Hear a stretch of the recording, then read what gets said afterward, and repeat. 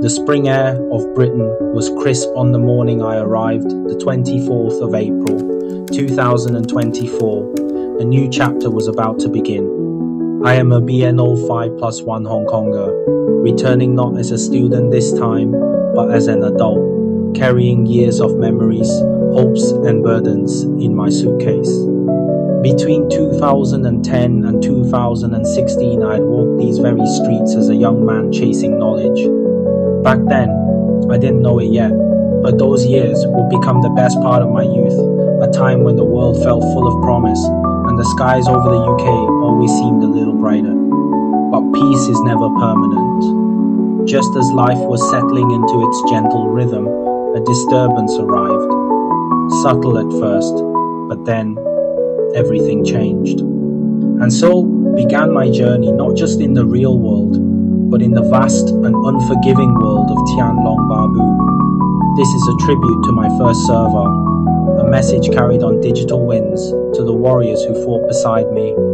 To those who don't know me, I was once a devoted player of Mabinogi, spending over 180,000 Hong Kong dollars during my university years. Yes, that's how deep the obsession ran. When my brother, the same one who once played with me during our teenage years, recommended me to play Tian Long Ba Bu again on the 5th of June in the Chinese server, I felt the pull immediately. The battlefield was calling. In just 7 days, I carved my way from level 1 to 71. Like a general returning to war, my hands remembered everything. The pace was swift, the fire rekindled. This is only the beginning. How little did I know this was no longer the game I once loved as a child. The world had changed and so had its people. What used to be a realm of adventure and brotherhood had twisted into something darker.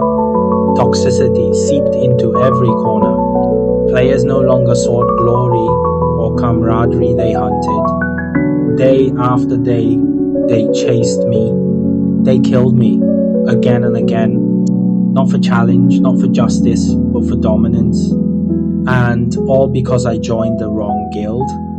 They told me to surrender, not with reason, just because they could.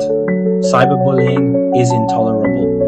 While I was simply enjoying some light-hearted fun with my friend, two mysterious players suddenly entered my gaming world, named Emei and Xiaoyao suddenly approached me. Their message was direct, almost threatening. Leave Guangdongzhou, quit your guild. They were referring to the faction I had just recently joined. At the time, I didn't think much of it. I laughed it off, honestly brushed them aside like any arrogant bullies hiding behind a screen. Because that's what they were, arrogant, entitled, and utterly dependent on digital power. The kind of people who feel powerful only when no one can see their faces. How naive they were. They literally had no idea who they were talking to. I was once a top 10 player in Mabinogi back in 2014 on the Kalen server. Sorry, it was actually 2016. It only took me 2 years to catch up on more than a decade of progress I had missed. I'd already started playing Mabinogi all the way back in 2006 when I was just in secondary 1. I've seen real competition, I've fought real battles. Why would I ever surrender to a bunch of noobs who haven't even graduated from primary school? And more importantly, I don't get scared that easily. I almost always start my own guild and serve as the guild master in every game I play. I enjoy solving problems, refining strategies, and constantly thinking about how to play more efficiently. Even if I start with nothing, just a stupid rusted axe, I'll eventually figure things out. In the end, I always find a way to punish those who laughed at me when I first began. But the road is never smooth. People have tried to take advantage of me throughout my learning journey. Take Wu Go for example. He once sold me an 8-star amulet for 10,000 YB, but I later found out he had sold the same item to his friend for just a few thousand. I also bought pets from him for 2,000 to 3,000 YB each, only to realize they were complete garbage. And mind you, Even 1000 YB is considered a rip-off, since everyone knows those pets are worthless. Most players just dump them for free out of basic moral decency. Sure, he spoke politely, only buy if you really need it, but deep down he was a smart businessman. He didn't dare tell me the truth, that those pets, I tossed them away the moment I got stronger. He was ripping me off, and he knew it. The storm had not yet passed when another shadow emerged from the horizon. Shen Cai Fei Yang. He arrived not with honor, but with accusations.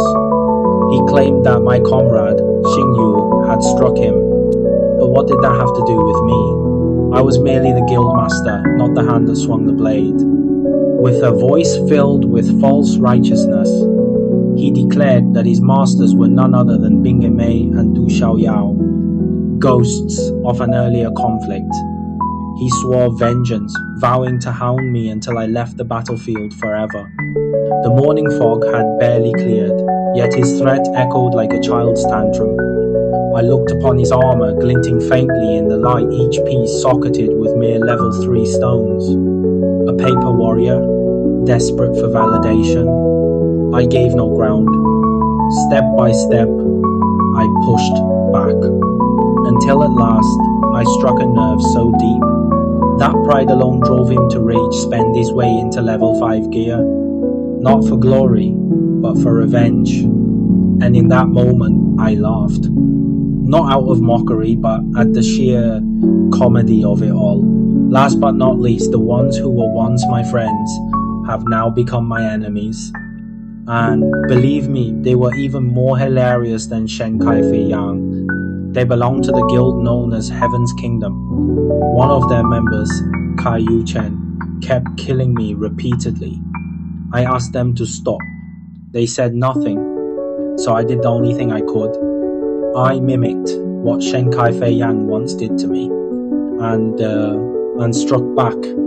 I hunted them down, one by one, wiped out every member of their guild, and now they chase me endlessly day after day, but under the veil of night, I rise again, and I kill them back without hesitation. Empowered by the UK time difference, I stand unshaken, nearly undefeatable.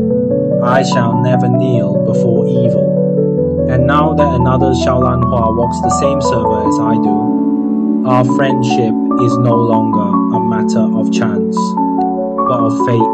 What people don't know about me is that I'm no fool. I've just been waiting for them to change truly from the depths of their heart. I made this video to show the players in server 1 just how innocent I've been from the very beginning. I know that the eyes of the people see the truth, and that's all I need. As one of the top 5 players in server 5, I believe it's my responsibility to speak up.